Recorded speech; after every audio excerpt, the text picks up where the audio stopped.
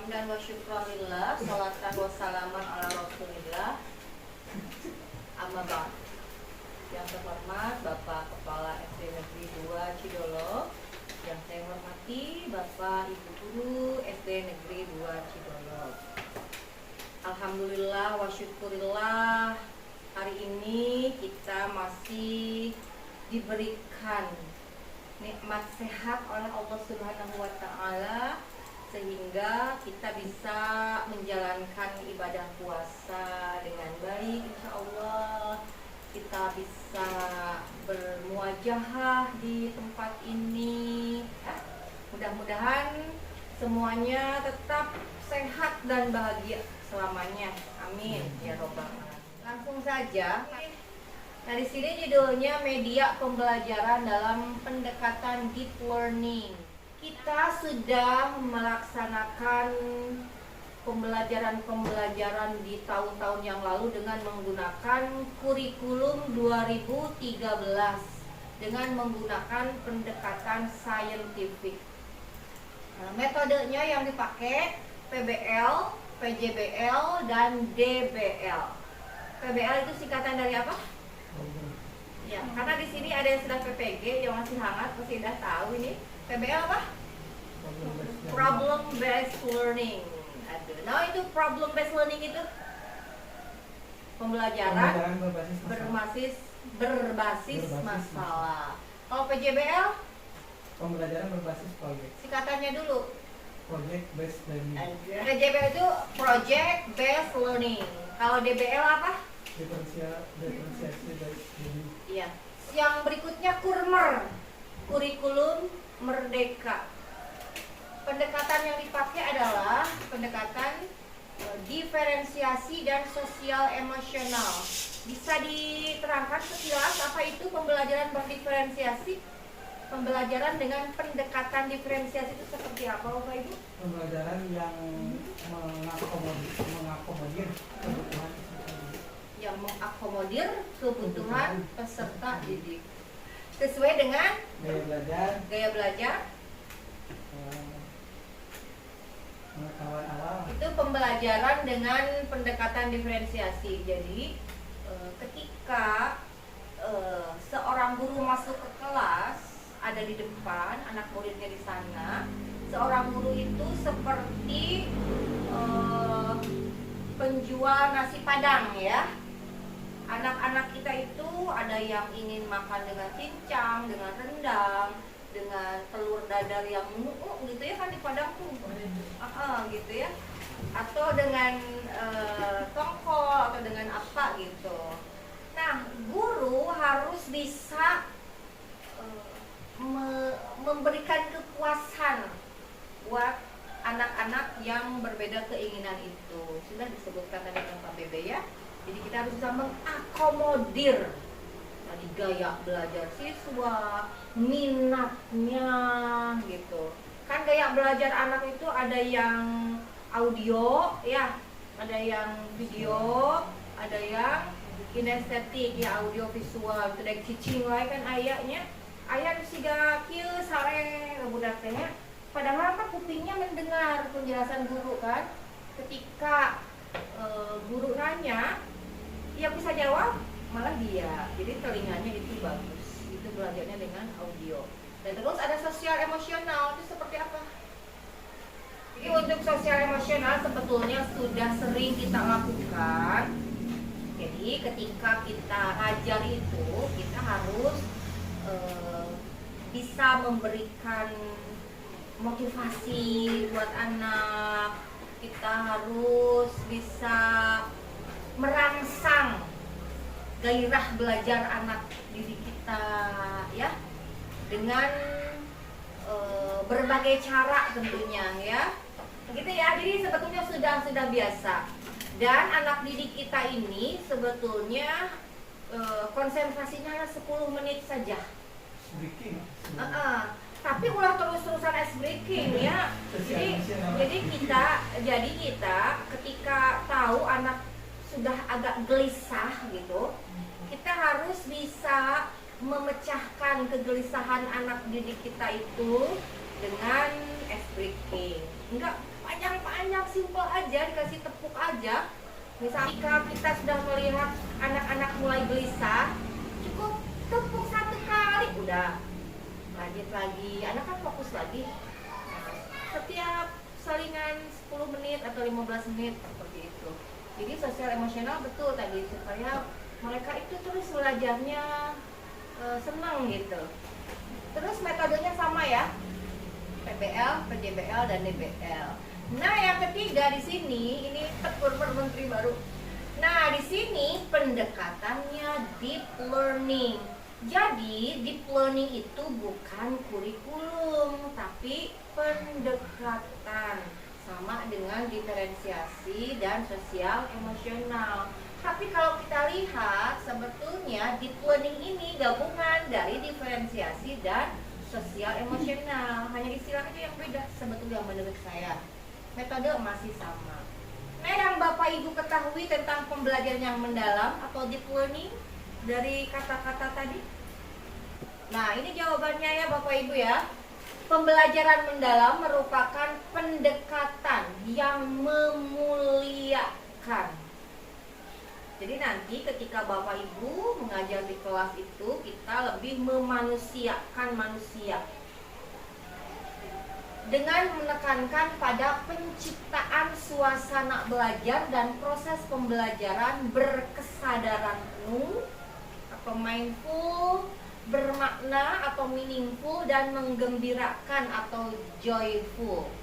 Ini sebetulnya tadi sudah ada di sosial emosional ya, melalui olah pikir atau intelektual, olah hati atau etika, olah rasa, estetika, olahraga, kinestetik, secara holistik dan terpadu. Bisa dipahami ya? Perpaduan diferensiasi dan sosial. Iya, betul. Ini gabungan kan?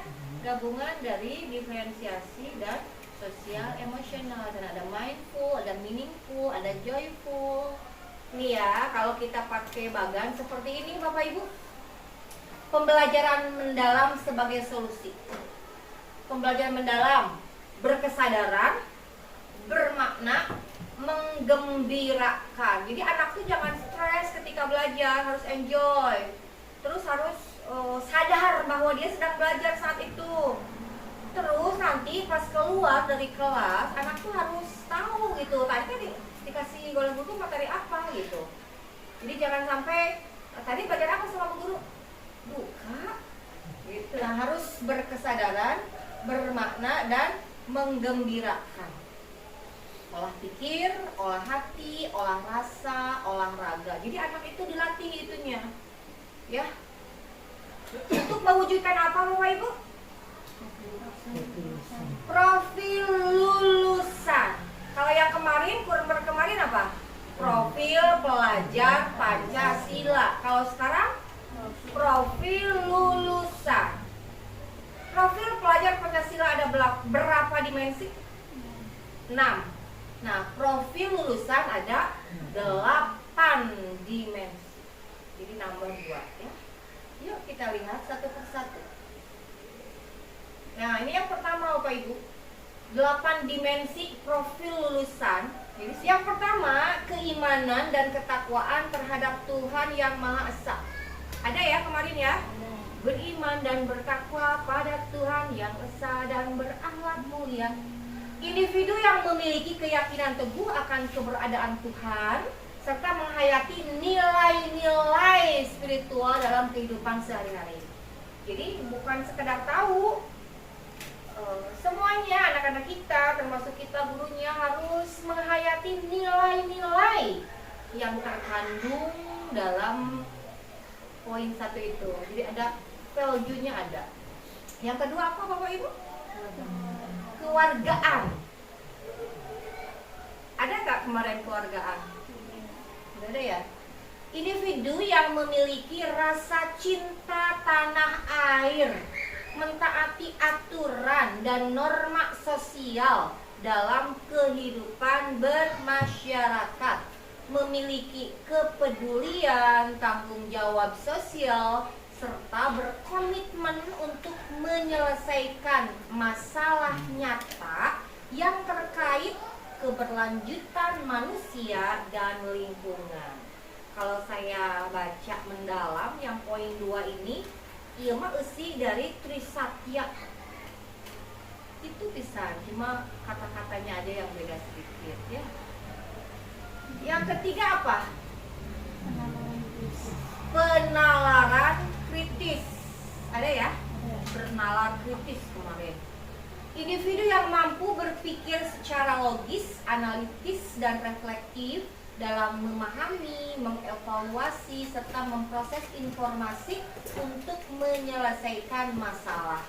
Jadi orang yang bernalar kritis itu dia asal makan semua informasi gitu, tapi harus bisa memfilternya, harus bisa memproses informasi tersebut. Apalagi sekarang sedang musimnya berita hoax ya. Nah, kalau Bapak Ibu langsung nerei buleud informasi tersebut, berarti Bapak Ibu tidak memiliki penalaran kritis ya. Terus yang keempat, kreativitas. Ini juga sama ya, di yang kemarin ada individu yang mampu berpikir secara inovatif, fleksibel, dan orisinal dalam mengolah ide atau informasi untuk menciptakan solusi yang unik dan bermanfaat. Jadi orang yang memiliki kreativitas, dia tidak tidak jalan di tempat gitu orangnya teh.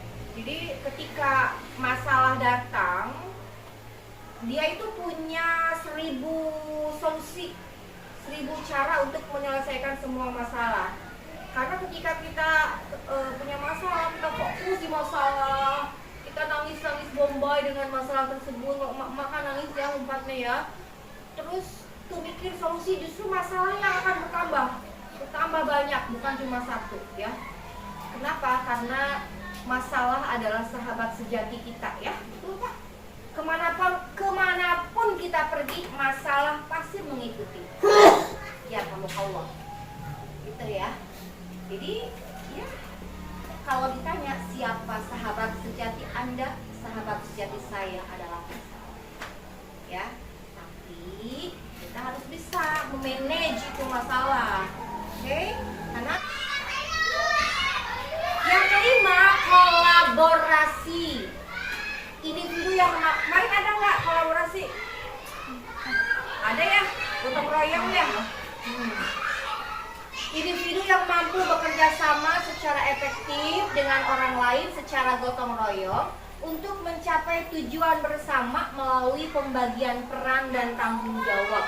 Ini nggak usah dibahas ya, udah bisa dipahami. Terus yang keenam, kemandirian. Kemarin juga ada ya, mandiri.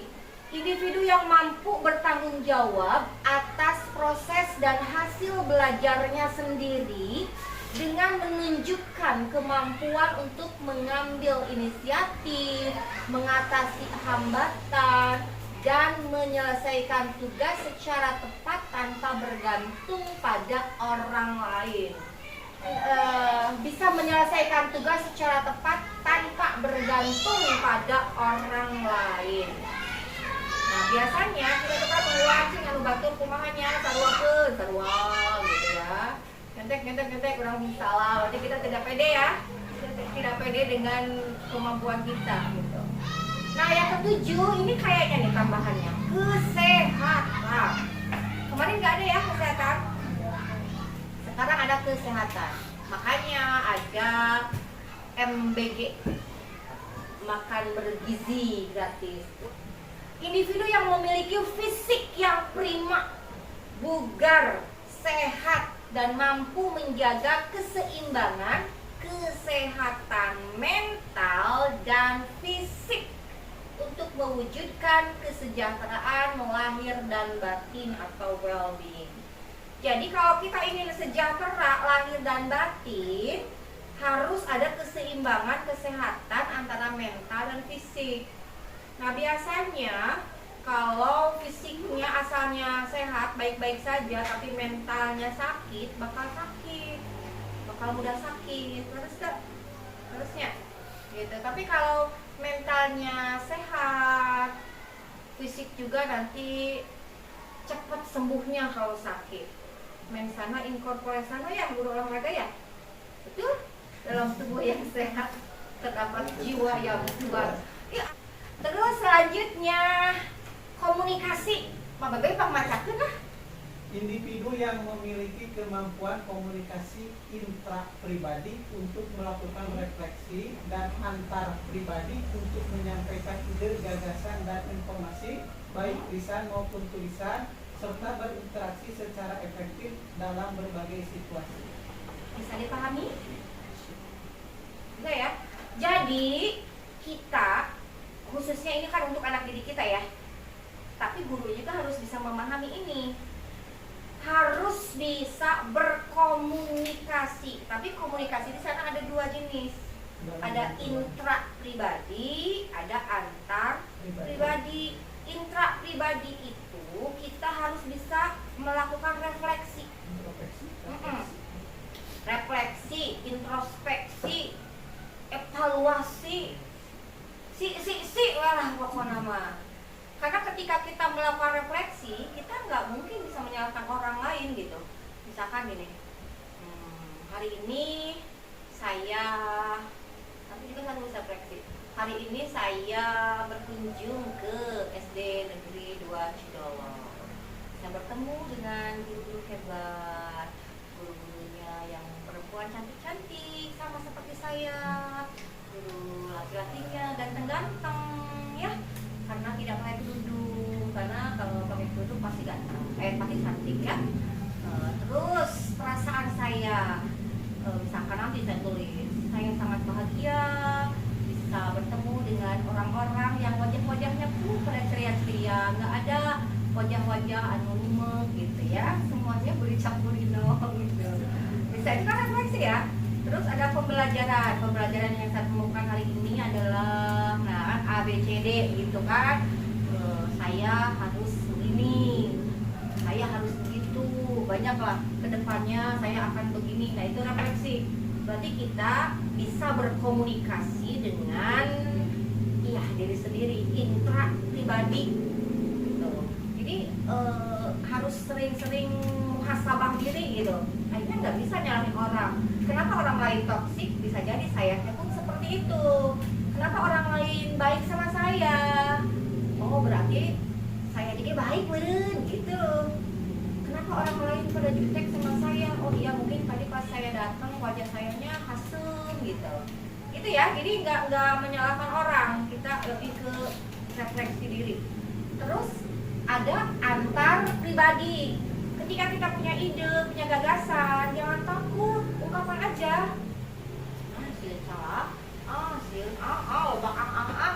Itu mah Sunda banget. Orang Sunda kan aslinya banyak abi mah teu tiasa naon, abi banget. Punten, abi mah teu tiasa kitu. Mohon ada pasar tekniknya ditines ku batur. Wah, eta teh. Itu saya dulu seperti itu, ya. Makanya anak saya sering bilang, "Mama jangan suka merendah teuing geura jadi orang teh." Emang kunaon? Jadi anakku guruku gitu. Tahu nggak, orang lain itu akan menyepelekan kita. Aduh, oh iya, makasih ilmunya. Terus, naon deh Pak? Sudah karena nama ada paham ya. Lanjut. Sampai nggak Pak Bebe ada pangkasan pesannya. Nah ini prinsip pembelajaran tadi, berkesadaran, bermakna, menggembirakan. Budais, baca berkesadaran. Berkesadaran yaitu pengalaman belajar peserta didik yang diperoleh ketika mereka memiliki kesadaran untuk menjadi pembelajar yang aktif dan mampu meregulasi diri. Peserta didik memahami tujuan pembelajaran, termotivasi secara intrinsik unsur belajar, serta aktif mengembangkan strategi belajar untuk mencapai tujuan. Paham ya Ibu ya isinya? Kesadaran untuk menjadi belajar yang aktif. Oke. Jadi anak-anak tuh ketika dia sadar dia sedang belajar, otomatis dia akan aktif kan? Selanjutnya Bapak Nuli baca yang bermakna. Peserta didik dapat menerapkan pengetahuannya ke dalam situasi nyata. Proses belajar peserta didik tidak hanya sebatas memahami informasi atau penguasaan konten, namun berorientasi pada kemampuan mengaplikasikan pengetahuan. Bisa dipahami itu Pak? Saya. Jadi anak didik itu bukan hanya hokcai, molohok, bari ngacai di kelas gitunya, gurunya ngabamblam gitu ya, tanpa paham gitu si ibu teh ngomong naon sih gitu. Ya, jadi anak-anak harus bisa ngerti, harus bisa memaknai semua pelajaran. Karena kalau anak tidak dilatih memaknai materi pembelajaran susah. Model ayat peribahasa gini kan, experience is the best teacher. Pengalaman adalah guru yang paling baik. Kalau apa? Kalau dimaknai. Dalam itu dimaknaan manaon hanya ya hanya kentut semata dan bau gitu ya. Jadi harus dimaknaan apapun ya. Nah, anak-anak itu harus ngerti. Makanya kenapa sekarang materi yang Bapak Ibu ajarkan ulah loba-loba teuing, lieur ka budak. Jadi ada mah saeutik tapi mucekil gitu. Jadi kalau kurikulum merdeka itu kan materi yang diberikan yang esensial, yang penting. Nah, yang tidak esensialnya nanti anak bisa mencari sendiri dengan penugasan dari kita. Misalkan nanti bolehlah di rumah searching atau apa ya, itu untuk hal lainnya. Dan apalagi ini kita pakainya pendekatan deep learning, lebih mendalam lagi di kelas itu. Jadi meskipun sedikit, terangkan itu sampai anak tuh paham, sampai anak tuh ngerti gitu. Misal diajari tentang akhlak ya Pak Bebe ya. Anak didik kita itu misal diberikan satu dalil hadis. Nah, anak tuh sampai ngerti, sampai paham. Jadi bukan apal bungkul. Ari pas geus ieu naonnya pokona mah kitu we cenah. Ulah aya sampai kitu we nama. Tapi anak tuh bisa menerangkan dengan kata-kata dia sendiri lah gitu bermakna ya. Next, Bapak izin abdi hoyong kupak perjamin di ausna Bapak. Menggembirakan. Menggembirakan ya. Ya.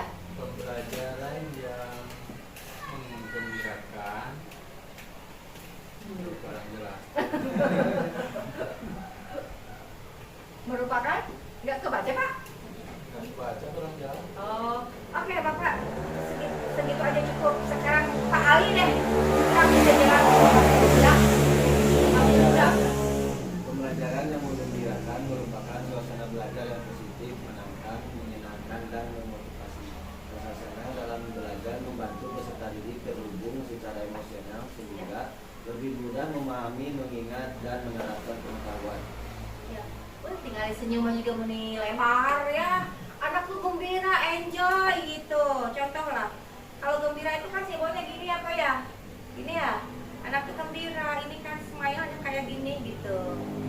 Nah, jadi kalau ada ilmu yang datang ke sini, ada ilmu tuh datang, dia happy.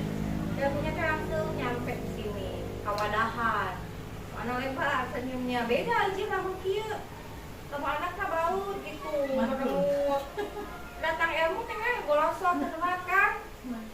Anaknya diajar mulu kusumu amuk-amukan, nggak bisa.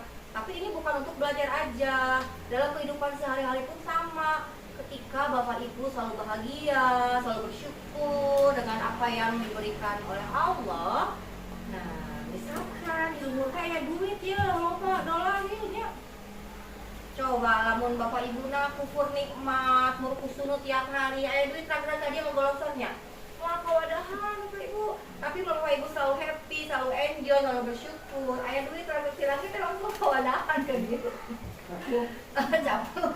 Ya gitu. Jadi berkesadaran, bermakna dan menggembirakan. Oke, next Bapak. Nah, pengalaman belajar. Ada 3 di sini, ada memahami, mengaplikasi, dan merefleksi. Ibu Tita silakan memahami. Memahami, tahap awal peserta didik untuk aktif mengkonstruksi pengetahuan agar dapat memahami secara mendalam konsep untuk materi Atau konsep atau materi dari berbagai sumber dan konteks. Pengetahuan pada fase ini terdiri dari pengetahuan esensial, foundation, knowledge, pengetahuan aplikatif, applied knowledge, dan pengetahuan nilai dan karakter humanistik knowledge. Oke. Itu ya. Pengalaman belajar anak tuh yang pertama dia paham dulu gitu. Untuk paham bisa mengaplikasikannya. Pengalaman belajar yang menunjukkan aktivitas peserta mengaplikasi pengetahuan dalam kehidupan secara kontekstual. Setelah itu dia bisa merefleksi. Tahap refleksi melibatkan regulasi diri atau self-regulation sebagai kemampuan individu untuk mengelola proses belajarnya secara mandiri, meliputi perencanaan, pelaksanaan, pengawasan, dan evaluasi terhadap cara belajar mereka. Nah itu ya, pengalaman belajar mereka harus bisa memahami, mengaplikasi, dan dia bisa merefleksi. Jadi biasakan setelah selesai mengajar, Bapak Ibu ajak anak-anak untuk melakukan refleksi di akhir ya, sebelum pulang. Anak-anak, hari ini kita sudah belajar apa? IPA misalkan.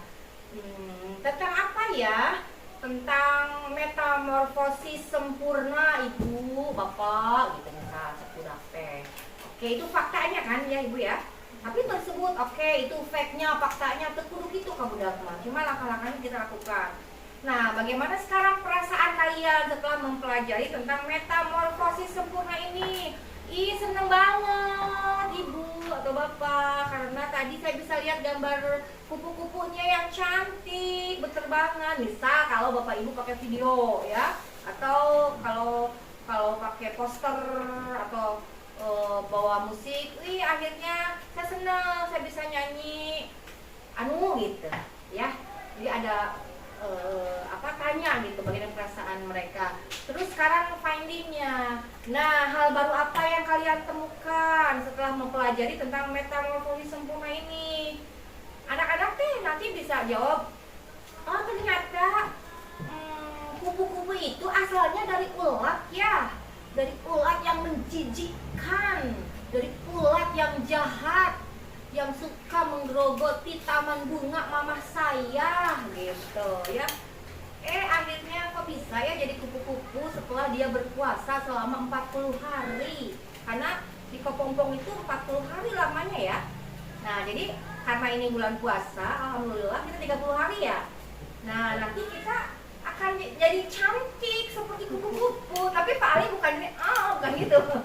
Ya, jadi cantik akhlaknya, amin. Cantik wajahnya juga insya Allah. Karena kita ditempa selama 30 hari. Sama dengan tadi kupu-kupu itu. Kupu-kupu itu di kepompong dia mendekatnya selama 40 hari berturut-turut. Asalnya dia jahat, asalnya dia menyebalkan. Akhirnya dia ya bisa terbang ke sana kemari di taman bunga yang menambah keindahan taman bunga kita ya. Nah, oke, proses pembelajaran interaktif itu melibatkan peserta didik untuk aktif baik fisiknya maupun mentalnya. Lanjut.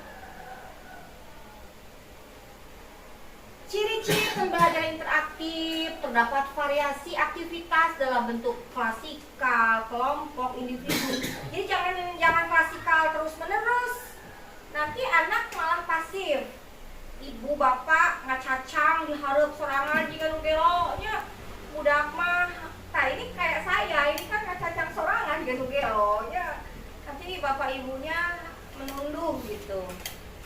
Terus ada klasikal, ada kelompok, nanti dibagi-bagi, ada kerja kelompok, ada juga tugas individu. Jadi akhirnya mereka aktif. Dalam pembelajaran keterlibatan mental siswa cukup tinggi. Nah, maka harus digubah kesadaran dia belajar. Harus menyenangkan juga supaya mentalnya itu benar-benar siap. Karena apa, ketika anak dipaksa mentalnya nggak benar, kasihan. Dia bisa pintar nggak bisa. Tapi jangan salah. Beberapa tahun ke depan dia malah nggak mau melakukan hal itu. Dipaksa. Anak itu berproses dan kecerdasan anak itu ada waktunya ya. Jadi ketika punten ya, ayo ngomong ke enaknya budak bapak ibu guru padahal siap misal ada yang ngomong seperti itu, kita jangan marah. Kita tersenyum saja, karena ikhtiar kita sedang ya, ikhtiar dengan anak kita sekolah, ikhtiar kita dengan doa, dan anak kita insya Allah kan bakal sukses gitu. Jangan banding-bandingkan misalkan anak kita dengan anak orang lain. Bisa jadi anak kita tingkat SD itu bisa nanaon, tingkat SMP oke sama itu bisa nanaon, kan tingkat SMA no dia teh muncul ya. Oke, nah di sini ya pokoknya Bapak Ibu harus di anak-anak juga harus pembelajaran itu harus melibatkan mental anak. Jadi jangan sampai menjudge, ari mana bangor-bangor teuing. Hai, anak nakal itu diberi labelnya oleh orang dewasa. Ya. Walaupun emang anaknya nakal, iya Allah anak saleh ibu guru. Anak saleh ibu guru duduk ya. Oke, itu anak saleh itu doa loh, doa buat kita ya. Ya makanya contoh aja Pak, kemarin Bapak tahu yang saya di kota itu? Ya waktu di BT. Itu murid saya Pak. Murid saya itu yang dulu itu yang super duper bamor. Guru saja.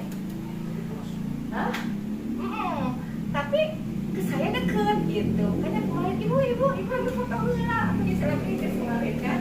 Nah, itu murid saya. Jadi anak bandel, anak baragajul itu pelabelan orang dewasa. Gitu. Jangan ya, jangan beri label seperti itu. Kita semua sama. Belum tentu orang yang ayeuna bager, soleh, pinter, bisa sukses. Atau ayeuna jalma baragajul bisa wae kayak pas mau tamah husnul khotimahnya. Nah, gitu. Jadi siapapun murid ibu dengan berbagai karakter, yuk kita sama-sama mengajarkan sesuatu itu dengan hati, dengan tulus, ikhlas, jaga mental anak didik kita. Apakah jangan dibentak? Boleh. Apaan Cina tadi? Mental atau dijaga? Ada caranya, ada triknya. Lamun dilurkeun teuing mah kawas urang genggam pasir morojol kan? Terus lamun dipuntuin merejol, dialurkeun teuing merejol. Kita seperti ini aja. Ketika dia salah, tegur dia. Kalau perlu marahin. Nah, udah agak tenang, dia panggillah dia. Tadi ibu marahin kamu. Itu ibu sedang mendidik ya. Nah, ibu minta maaf ya, jangan gengsi untuk minta maaf sama anak didik kita. Kalau perlu kita peluk anak didik kita itu.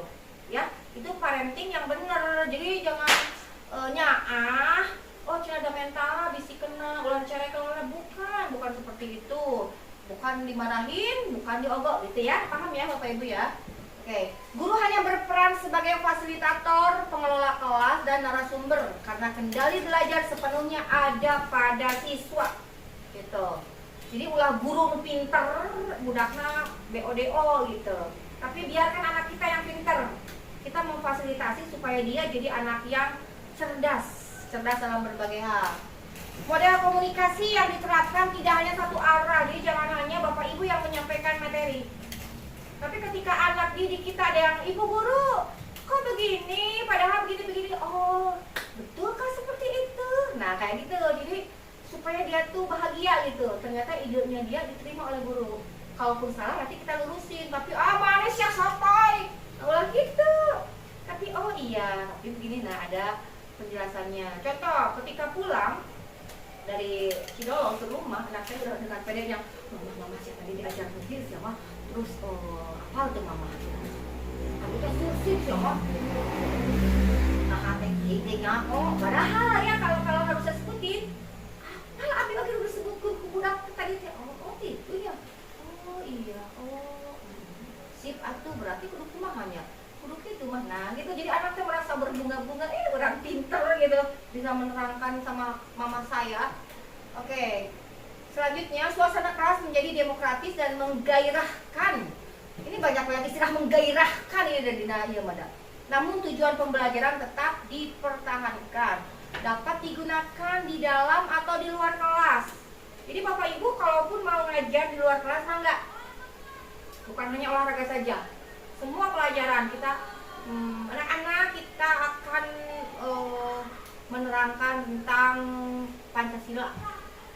Terus lambang negara kita kan burung garudanya, tidak ada dana ya perisai lambang-lambang. Kebetulan di hari sekolah karena ada pohon beringin kan.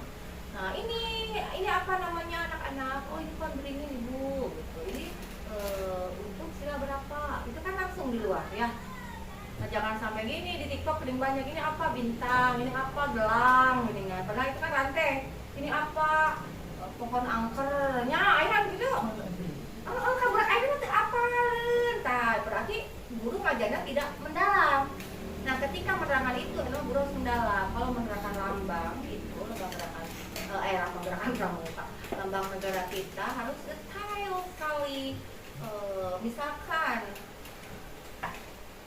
itunya Pak Kepala hari itu kunaon balik benang katu Lihat kebaikan. macam gitu ya. Terus berapa jumlah bulunya di dada, berapa jumlah bulu di ekor, berapa jumlah bulunya di sayap itu anak-anak harus tahu, harus dikasih tahu. Karena apa? Saya tuh miris loh Bapak Ibu. Kan setiap tahun saya suka muji anak yang mau ujian Pramuka Garuda ya, tingkat penggalang. Kan saya muji itu saya lihat SKU, kamu rakit terap misalnya kan dia udah terap tuh lah 3, wah jeng-jeng 3. Saya tes sedikit-sedikit, bisa menyanyikan lagu kebangsaan Indonesia Raya, bisa nyanyi tuh dia ya. Walaupun akhirnya mah budak leong sadang ngagaleong gitu ya, nggak apa-apa. Bisa terangkan tentang lambang negara kita, bisa. Tapi itu bisa, itu apa lu? Udah ayeuna kan, da asana ke zaman Pak mah kan asa pintar teh tentang gelar eta. Bukan itu udah tahu. Oke. Terus tentang bendera. Udah ayeuna mah tahu. Siapa yang menjahit bendera pusaka? Dia jawab Ibu Fatmawati. Saya tanya balik, Ibu Fatmawati itu siapa? Tukang jahit. Tanya apa? Ibu Fatmawati itu tukang jahit. Ini mirip, udah aing mah teu apaleun. Lupa kumaha apaleun teh duka naon gitu. Yang man saya. Gitu ya. Jadi silakan Bapak Ibu melakukan pembelajaran mau di dalam mau di luar, tapi itu optional. Bisi anu burung di jero teh protes. Aduh, Pak Kepala, si ibu itu teh ngajar teh gara aneh di luar, jadi saya keganggu di dalam. Kadang-kadang seperti itu ya. Anak keluar masih gugurwokan. Wow, asal udah keluar dari kedokan teh gini ngalikin jerewet di luar teh. Aduh, ngomong aya bel mulangnya eta suara kebahagiaan anak. Sok Pak, next. Tenang Bapak Ibu udah salit deui ya teh. Nih syarat-syaratnya sudah kebaca, ini nggak usah diterangkan. Model-model pembelajarannya harus ABCD, kebaca ya. Tapi saya ada tambahan satu lagi. Selain model pembelajaran yang dipakai dan strateginya seperti itu, Bapak Ibu juga harus menjadi model. Kenapa Bapak Ibu harus jadi model? Karena ini sesuai dengan skripsi saya waktu S1. Skripsi saya mungkin salah ke judulnya teh. Penampilan guru biologi, pengaruhnya nggak lupa intinya, pengaruh penampilan guru biologi pada sikap murid-murid pada mata pelajaran biologi. Nah di skripsi saya dijelaskan bahwa guru itu sama dengan artis. Jadi ketika dia berdiri di depan pintu, dari ujung rambut sampai ujung kaki, anak melihat, gitu ya. Seperti itu anak didik kita itu. Kenapa itu role model? Nah, Bapak Ibu pun harus seperti itu ya. Harus jadi role model. Jadi selain model pembelajaran, Bapak Ibu tuh harus jadi model terbaik supaya anak itu senang belajar sama kita. Apalagi budak lelutik, budak SD kelas 1 2, sok nunggu diharap tuh kada luputan, yang luput kena kelek keningnya. Dia pembelajaran yang itu siapa itu hanya alat bantu. Nah kalau namanya alat bantu berarti yang utama bukan itu kan. Oke, itu yang ngeberebet itu ada yang visual, ada yang audio, ada yang pakai OHP, ada yang pakai TV. Itu hanya alat bantu. Pernah pakai kuisis di kelas? Belum. Nanti Pak kali-kali pakai kuisis ya, terutama kelas yang 4, 5, 6. Terus ada Canva dan lain sebagainya. Yuk, hakikatnya bukan media pembelajaran itu sendiri yang menentukan hasil belajar. Karena sanajan Canva na alus, gambarnya direka-reka, tapi hasilnya bisa wae anggar butut, anggar jeblok. Ternyata keberhasilan menggunakan media pembelajaran dalam proses pembelajaran untuk meningkatkan hasil belajar tergantung pada 3 hal. Yang pertama apa, Bu? Ya, isi pesan. Yang kedua apa, Bapak Ibu? Cara menjelaskan pesan. Kalau bahasa terlalu tinggi, mau nyampe ke budak. Karena jadi cara menjelaskan pesan kita sesuai dengan umurnya, isinya juga sesuai dengan materi, karakteristik penerima pesan anak didik kita itu seperti apa. Itu ya Bapak Ibu ya. Insya Allah pembelajaran kita berhasil. Next, terima kasih. Gitu ya. Nah itu untuk yang pertama. Yang kedua, Bapak Ibu, sekarang kan sedang musim-musimnya menggalakkan 7 kebiasaan anak Indonesia hebat. Apa saja itu isinya? Bangun pagi. Yang kedua, beribadah, terus, berolahraga, terus, makan bergizi. terus. Pak, setel aja Pak itu Pak kebiasaan anak Indonesia hebat. Kita nyanyi bersama boleh? Boleh. Nyanyi Pak. Boleh tepuk Pak. Kamu tetap kudu gerak. Kudu nyanyi ya, kurang wajib.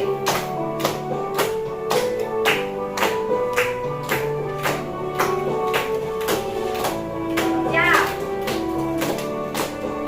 Ada 7 kebiasaan anak-anak Indonesia hebat. Bangun tidur pagi, beribadah, berolahraga, makan sehat bergizi, gemar belajar, bermasyarakat, tidur cepat, beristirahat. Lagi. Ada 7 kebiasaan anak-anak Indonesia hebat. Bangun tidur pagi, beribadah, berolahraga, makan sehat bergizi, gemar belajar, bermasyarakat, tidur cepat, beristirahat. Ada 7